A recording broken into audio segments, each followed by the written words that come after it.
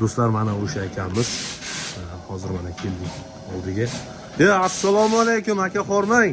Va alaykum assalom. Sog'liklaringiz yaxshimi aka? Charchamayapsizmi? Yaxshimi, charchamasdan. Rahmat akajon. O'sha bizning kanalimiz uchun maxsus video qilyapmiz obunachilarimiz uchun aka. Marhamat, xush kelibsiz. Rahmat, mana shu obunachilarimiz nomidan sizga alangalik salom. Aka, Norvegiyada nima ish qilasiz sir bo'lmasa? Shu bir ishingiz haqida bir aytib o'tsangiz. Norvegiyada asosan bizda qiladigan ishimiz mana shu tomonga qarasangiz, biz asosan mehmonxonalarga yuk yetkazib beramiz. Dinatrik, pudatrik, vakin degan narsalar bor, shularni yetkazib beramiz. Erta nasib dushanba kuniga mana shu ro'yxat bo'yicha hamma narsani tayyorlab yetkazib berish xizmati.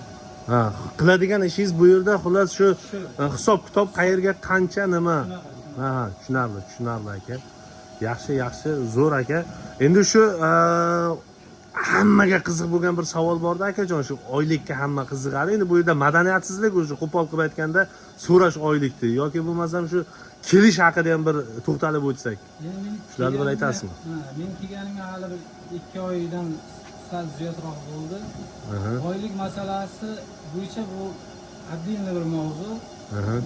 Bu haqida oromida o'tirib gaplashsa juda maqsadga muvofiq bo'lardi. Chunki hamma joyda kameralar bor. Sizga bir oramida bir bemalol bo'ladigan joy kerak ekanda aka.